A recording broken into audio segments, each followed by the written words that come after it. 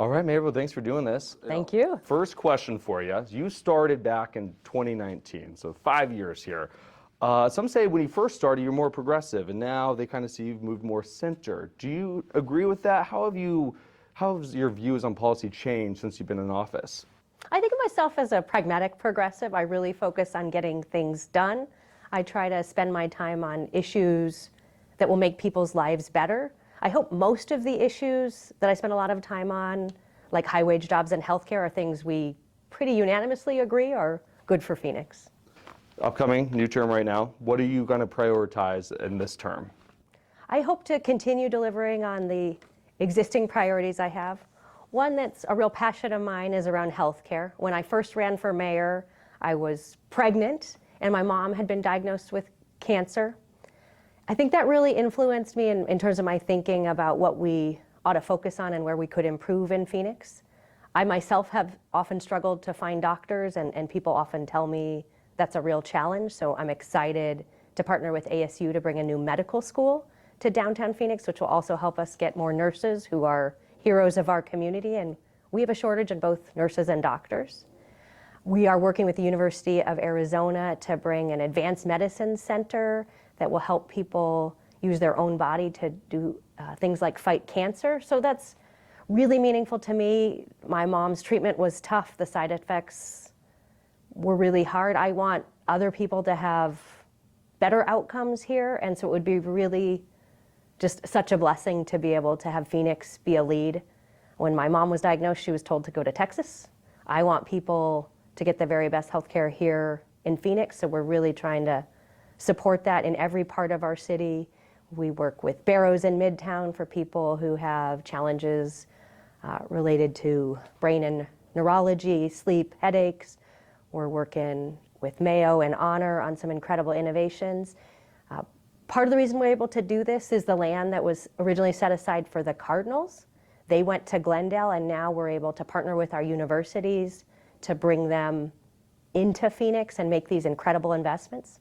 Another reason we're able to do this is our voters. They overwhelmingly approved bond fund to bring these investments to our community, and now we get to deliver. The bond is also going to help us bring new fire stations so that we can get to you in your time of need quickly, new library investments, help support our older adults. In 2023, the voters gave us the approval, and in my final 4 years, I have the pleasure of implementing. Wonderful. When will we see that ASU, that new school, open and operational? Is there a timeline? So I think in the next month we will announce the location. I think it's no secret it will be in Phoenix, thanks to our voters voting to approve that funding. It's a really innovative medical school that will include a focus on engineering and medical devices. I sat down with Dr. Crow and I said, we have a couple areas of excellence, including medicine, but also advanced manufacturing. We're the home of huge investments from Intel, TSMC, and more in this region. And we don't want to rest. We want to make sure we take those innovative individuals with their expertise and make sure they have a place to help make life better for all of us. So our economy has been the envy of the world, but we are trying to move forward and make sure we have the next level of investment so that we continue to be on the cutting edge and we evolve with an ever-changing world. Well, to continue to grow, you need water. Mm-hmm. You know, that's a big priority for you as well, and climate change will go hand in hand. Where are we with that in terms of water and continuing water conservation and sustainability moving forward to continue to have Phoenix grow? I think one of the reasons the voters elected me was the interest and background in working in water. That was one of the areas I worked in before I ran for office, and we have to work to protect our water rights. In Phoenix, we have a diverse portfolio with more than 100 years supply, and we are in good shape, but we are very closely watching the Colorado River. There's some pretty intense negotiations about that important water supply, and that's been a real focus. Some of the most important things that happened in Phoenix in 2024 were around water. The City Council unanimously made long-term investments in water recycling. We also put out a whole suite of tools to help you, our residents, manage your water. We have incentives now if you want to remove grass and have a more natural native landscaping. We can help with irrigation controls. We can work with HOAs to get an analysis if you want to reduce your water bills. and we do have some incentives for more efficient appliances. So we're trying to make it easier for our residents who want to conserve water. In the year before, we passed Sustainable Desert Development Guidelines to make sure that as we grow, we have water at the forefront. And then our voters pretty overwhelmingly approved a long-term plan this November that puts water planning at the forefront of how we grow as a city. It won with 79% approval. We are so thankful to the voters for that. As you know, there was not a lot on the ballot that got that high a level of approval, and it's just great that we have a plan and we're going in the same direction. Do you see any situation where we maybe put water restrictions like we see in other cities when water is a big issue, especially being in a desert, like not watering your lawn at certain times or not washing your car at certain times, stuff like that to help conserve water?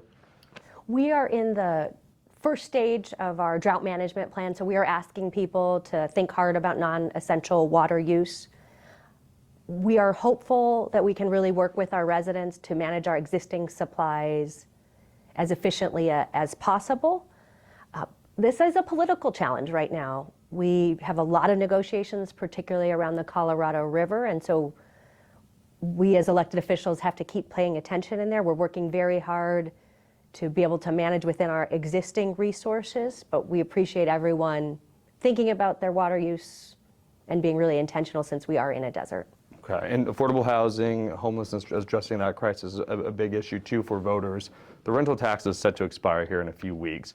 The city council has noted that's going to kind of bring some budget constraints. How are you going to fill those gaps and still be able to kind of work towards that mission of providing affordable housing and kind of reducing homelessness when you're going to hit, some deficits, I guess, not getting that money, that revenue from the rental tax? Yes, the state legislature is making our life a little bit more exciting. They have been cutting their investments in areas like shelter. At the same time, they are cutting our financial resources.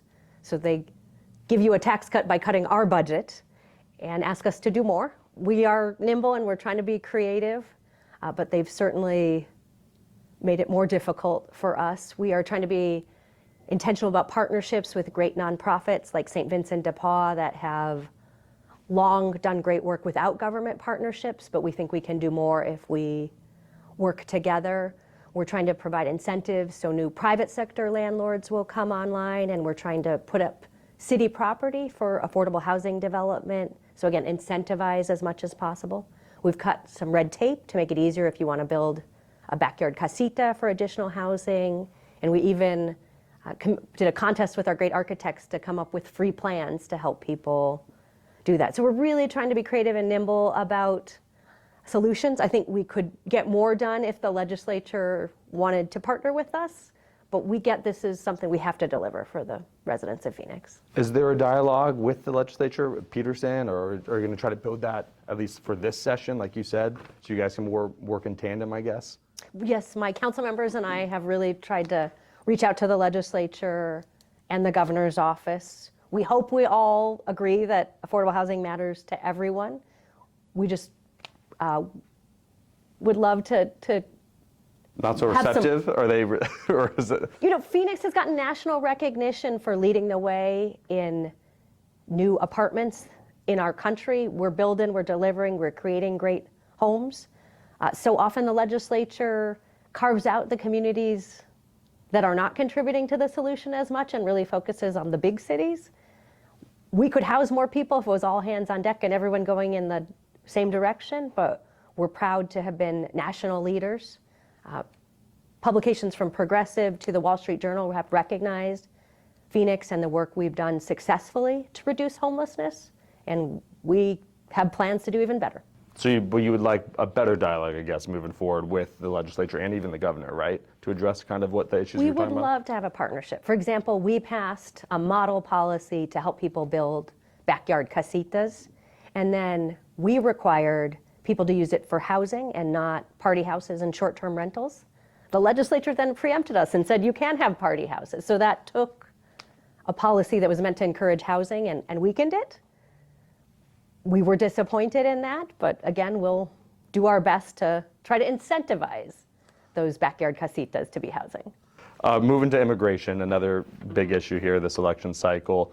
Trump is obviously trying to double down here on his mass deportation plan. You've said you're not going to use city resources or the police department to kind of help that mass deportation plan that Trump's proposing. What can the city actually do at the city level to kind of fulfill those promises where you're not going to comply with those mass deportation plans? So our city police department needs to focus on stopping crime.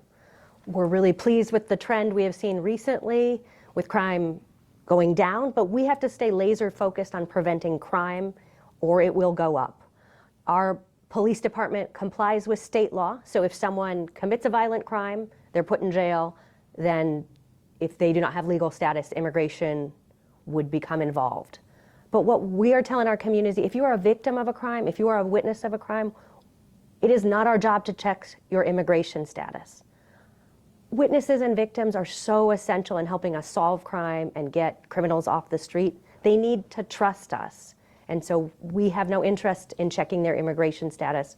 We want to have a good relationship so we can keep the community safer. Same for nonviolent crime. If someone is kind of detained on a nonviolent crime, arrested, would they get their immigration status checked and get Border Patrol or immigration involved? Or is it just violent? Based on state law, if you are detained and go into the jail system, the sheriff's office does check your immigration status. Okay. George, do we need to pick up her mic? Did that matter at all? Fell just a little bit. Great. Oh, thanks. Thanks, Mayor. That's pretty easy. On that point, 2017, there was a measure to try to make Phoenix a sanctuary city. Do you see that maybe being presented in this upcoming term? So there's no real definition of what a sanctuary city is. For many communities, it means whether or not there is any involvement from federal immigration. In Arizona, we are required by state law, the part of SB 1070 that still remains and went all the way to the Supreme Court, to coordinate. So if someone is arrested for a serious crime, they go in the jail system and the sheriff's office is in communication with federal immigration officials. We follow state law. That has not changed. In 2017, the city council said, we do not want to be out doing the federal government's job. Immigration is not a city function. Our city is safer if we focus on preventing crime. We don't want to be out there trying to guess who has legal status and who does not. We are not well equipped to do that, and it's not appropriate. Again, trust with our community really matters. If people are victims of crime or witnesses to a crime, we need them to want to talk to the police department and help us solve that crime. I guess what would you say to community members here, people in the community, when Trump takes office in a few weeks or a month, about what this would look like in Phoenix if he were to enact this mass deportation plan? What confidence, what could you tell them? What can they expect, at least here, if they're living in Phoenix? So in 2017, the city council put in place a policy that really tries to build trust with our community. If someone is a violent criminal, they will end up in the criminal justice system and immigration will be involved. But we do not want to be out there trying to guess who on the street has immigration status and who does not. We're not federal immigration officials, and it is the policy of this city council to focus on crime and not federal government's job. Prop 314 passed in November. That requires state and local agencies to check the benefits eligibility of non-citizens in the federal SAVE database.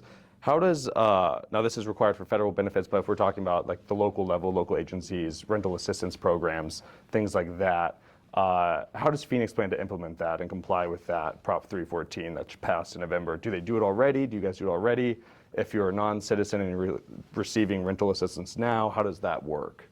So as I spoke out during the campaign, this is a real challenge for our social service providers. When someone is experiencing homelessness and we have a voucher or resource available, as mayor, I want to get that person in a safe housing situation as soon as possible. Many people experiencing homelessness do not have good ID or proof of citizenship. Many of these individuals are veterans who have served our country and really deserve federal benefits, but we are going to comply with federal law and make sure we have all of the paperwork in order.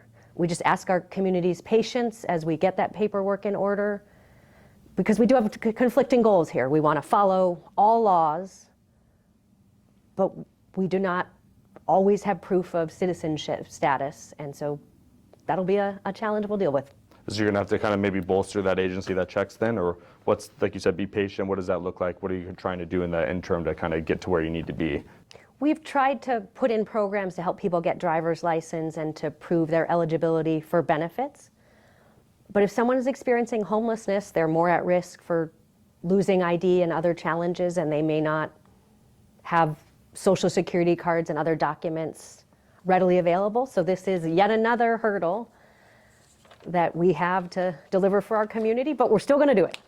All right, wonderful. Going to the DOJ report now, police reforms. Where are we at with that in terms of this consent decree negotiations? I know the Phoenix City Council wants to kind of, police themselves and take accountability with themselves, or the city take accountability for the police department. Where are we with the consent decree? One of the messages I really want to send to our residents, having the best police department has been a focus of mine since day one. It is driven by high expectations from our community, and it's something we've been working on constantly. It was not because of the Department of Justice. It didn't start because of the Department of Justice, and it will continue regardless of federal interest.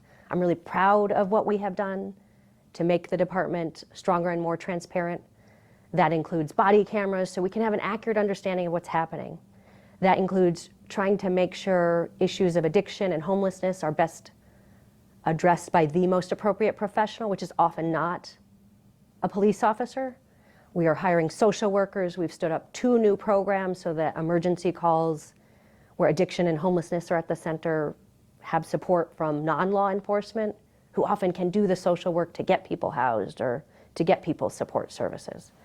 So those are all reforms that are very much in line with the federal department's recommendations, but are things we started before and will continue to see through. The City of Phoenix is still talking with the Department of Justice. We want to learn as much as possible from them, and so it is possible we'll be able to find an agreement with the Department of Justice that meets all of our needs. But regardless of what happens, we're going to continue to work on the best police department, and we're going to continue to focus on reducing crime. I know there's some pushback from community members and advocates after the DOJ report. We've still seen some instances where police have acted violently towards people. I know the Tyrone case, the deaf African-American man who was, violently arrested. We saw another person who was put to the ground and received third-degree burns. What do you say to those people who say, we're seeing it still happen? We don't think that the city is able to hold accountability for the police department because it's still happening. We know we have a lot of work to do. I saw the videos and had the same reaction everyone else did. We're working very hard to hire the right people, to give them the right tools, and to hold them accountable when we don't meet our community standards. I'm really proud of the reforms the council passed unanimously in September. They moved forward on a huge variety of recommendations, many of which the Department of Justice supported, but also recommendations from our residents, as well as our new Office of Accountability and Transparency, which is a civilian oversight office that this community discussed for decades, but this city council delivered. Phoenix residents have been asking for a civilian oversight board, again, for decades, and I'm proud that this mayor and council delivered on it. So we continue to look at national best practices. We want to learn from the best police departments in the country, and we're implementing them at a pretty rapid pace. Do things change at all with Trump coming into office in terms of strategy with this consent decree, with your negotiations with the DOJ? Trump has kind of waded into different consent decree cases in other parts of the country. Are you looking at that and how things could change with Trump coming into office? Our desire to have the best department started long before Donald Trump came into office the first time, and we'll continue to work on it. It really is driven by our local needs, our want to reduce crime, but build confidence and relationships with the community. We need to do what's right for Phoenix and not what the federal government tells us to do, and so we will continue to work with our community and with everyone who is interested. There are talks maybe of even a lawsuit. Do you expect that might come down the pipe if you weren't able to reach an agreement, and what that would cost and that would look like? We really think the best thing we can do for this community is deliver results. We are putting in place recommendations that we think will reduce risk to our community and help us be safer. For example, one of the issues the federal government really pushed on was having 911 dispatchers dispatch resources that don't involve law enforcement, mental health counselors, and more. That has been a priority for me since my 3rd month as mayor, long before the Department of Justice came here, and it is still a priority. We are working hard to hire, train, and develop a whole new branch of emergency response. And I'm confident that we are going to deliver. Next year, we will have full citywide deployment, and I hope our residents will see the results. You should see it in safer communities. You should see it in fewer difficult law enforcement, and you should see it in more successful outcomes of getting people housed. So you see the kind of the solution not so much with federal oversight, more so kind of continuing on the reforms that you guys are doing in the city council? The best reforms come from the community. Phoenix is unique. We don't have the same challenges as many other cities, and we need results that work for our community and come from our community. And the government might face another shutdown. I think we talk about this a lot, seems like every 6 months. What does that mean, though? I don't think a lot of people understand kind of what that looks like and what that means for them, especially at the local level. Could you tell us kind of what people here in this community in Phoenix might expect if the government does in fact shut down? How will it impact their lives here? As mayor, I really want to encourage Congress to pass a budget and continue government operations. Phoenix operates Sky Harbor Airport, and we deeply value the federal employees who work there. TS employees do not make a lot of money, and they deserve to be paid through the holidays like the rest of us. TSA employees would have to continue to work, but to do so without pay during holidays. So that is a really hard burden to ask people who are paying for the same childcare expenses you and I are. Many of the people who process benefits for our residents would lose their paychecks as well, including folks who support our veterans and other individuals who so deserve this support. You could see it in so many of the national lands in Arizona and so much more. It is not smart. It is not fiscally responsible. Congress needs to pass a continuing resolution. And last question for you. Last term, what do you want your legacy to be after you exit office? I know you still got some time. Obviously, you're beginning this new term here, but what are you really going to try to focus on, and what do you want or hope that your legacy is when you leave office? I want to deliver a city of opportunity where you have a great chance to have a valuable career. If you're retired in our community, to be safe and to have affordable housing and a great quality of life. I hope to improve our transportation system.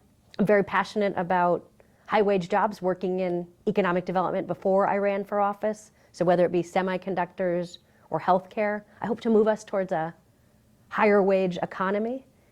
And then I want us to take our place as a leading global city. We are the 5th largest city in the United States, and we ought to deserve credit as a top-tier city. So I hope to do my part to make sure we get the credit we have already earned. Wonderful. Do you have a favorite holiday dish or song that you listen to in these holiday times? So I am a dessert person, but I have a lot of peppermint kind of desserts and coffees these days. Really? So you're a big peppermint mocha person from Starbucks? I try to do local coffee as much as possible, but Yes, of course. Yes. Awesome. Thank you so much, Mayor. I appreciate it. I even have peppermint soap.